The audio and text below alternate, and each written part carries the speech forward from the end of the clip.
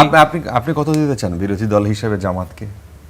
ও 100-র মধ্যে কত দিব? হ্যাঁ, পাশ করলো না ফেল করলো? আমি 10 দিব। মানে বিরোধী দল হিসেবে, বিরোধী দল হিসেবে, মানে কিন্তু ডিফেন্ড করতে পারে নাই কিছু, বিএনপি কে যথেষ্ট রকমের পচাইতে পারে নাই। নট এ সিঙ্গেল পয়েন্ট, কিন্তু NCP বেঁচে গেছে এনসিপির কারণে। এনসিপি সহ যদি বিরোধী দলকে বলেন তাহলে আমি অন্তত তাদেরকে 45 দিব, 36-এ পাস, কিন্তু আমি 45 দিব এই কারণে যে কিছু ব্রেন দরকার হয় সংসদে, পার্লামেন্টারি ডেমোক্রেসিতে।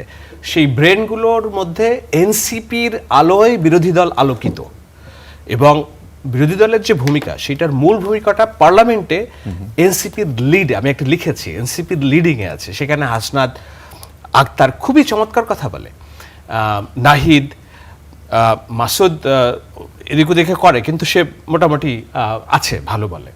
তো সব মিলিয়ে ওনারা ছিলেন বলে আজকে নাহিদের বক্তব্য যেটা, সেটা হলো এতদিন যাবৎ যে বিরোধী দলের যে পারফরমেন্স, সেটাকে যে সমালোচনা, সেটা অনেকখানি সে নিজেই কভার করে ফেলেছে আর কি। সেই হিসেবে আমি বলবো পার্লামেন্টারি ডেমোক্রেসিতে সংসদে বিরোধী দলের লিডটা এনসিপির হাতে। ভাগ্যিস তারা ছিল, এই জন্য 45 পেয়েছে, আচ্ছা, নাইলে ফেলই করতে ফেলই করতো।